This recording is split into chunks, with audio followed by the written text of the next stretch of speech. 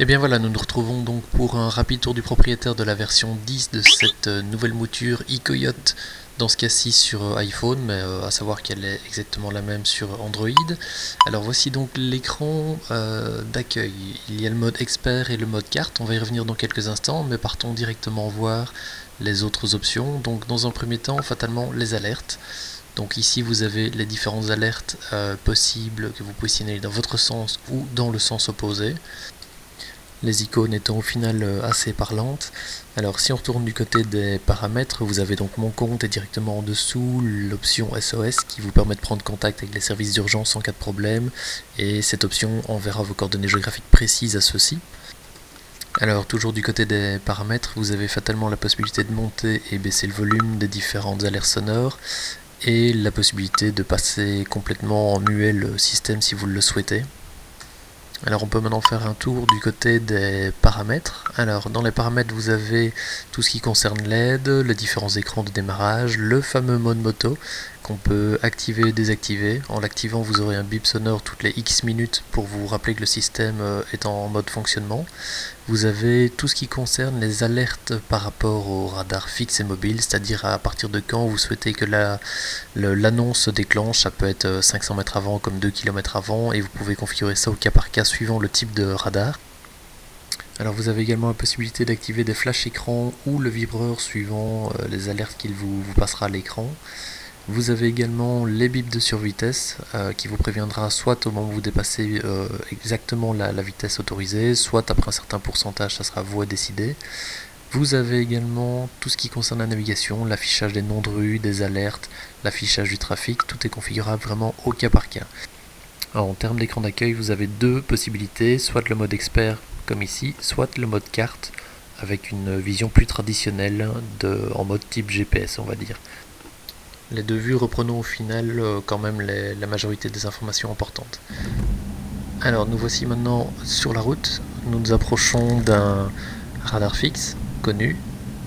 Route limitée à 50 Radar km/h. fixe à 700 mètres, vitesse limitée à 50 km/h.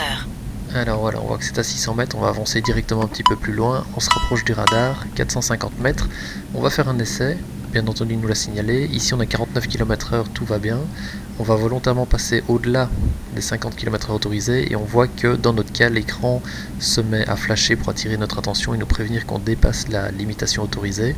Ça peut être accompagné de bip sonores comme c'est le cas ici. Instantanément, dès que l'on repasse en dessous des 50 km/h, le système nous prévient juste qu'on est à 100 mètres du radar fixe, mais arrête de flasher.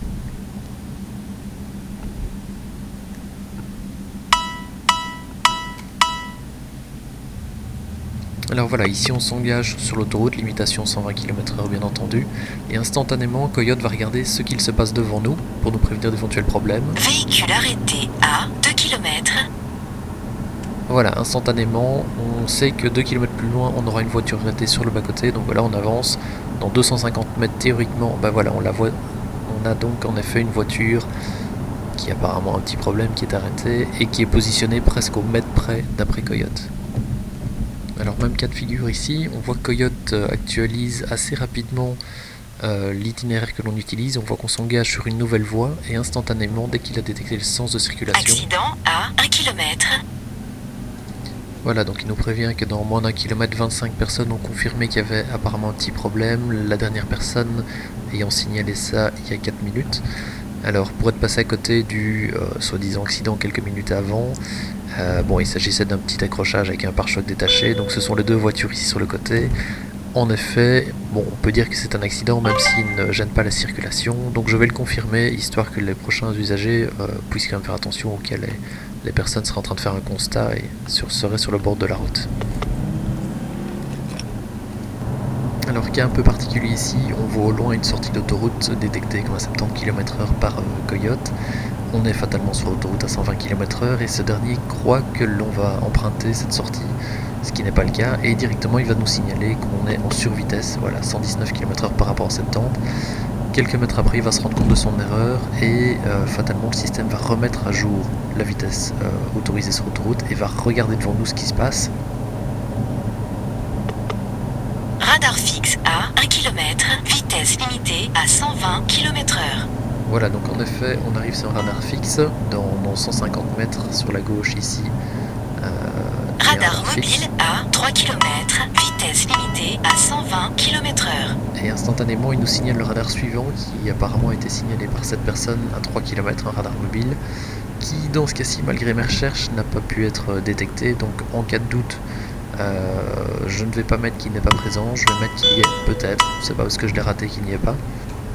C'est d'ailleurs avec ce type de questions-réponses que Coyote peut déterminer si oui ou non il y a un danger ou un radar sur la voie utilisée, et donc infirmer ou confirmer ceci aux utilisateurs qui vous suivent.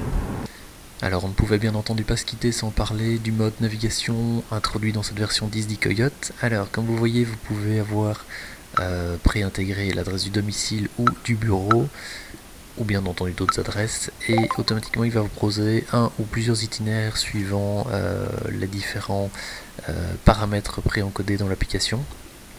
Et voici donc à quoi ressemble le mode navigation dans Coyote. Donc en fait au final ça ressemble clairement à ce que l'on peut trouver dans un TomTom ou tout autre système de navigation GPS standard, avec la tracée à emprunter, et malgré tout toutes les informations que Coyote vous délivre concernant que ce soit les radars, que ce soit votre vitesse réelle, que ce soit le nombre d'éclaireurs qui est devant vous, ou les différents obstacles que vous allez rencontrer sur le parcours en question. En intégrant en fait ce système de navigation directement dans Coyote, ceci espère en gros ne plus devoir obliger l'utilisateur à passer constamment de son système de navigation, que ce soit Google Maps ou autre, à son Coyote, ce qui au final n'est peut-être pas plus mal si on arrive à tout regrouper sur un seul et unique écran. Et voici qui termine donc l'essai de la version 10 de iCoyote pour smartphone. Je vous invite à vous rendre sur objectif-moto.com pour la suite du reportage et toutes les informations concernant cette nouvelle version de l'application. À très bientôt.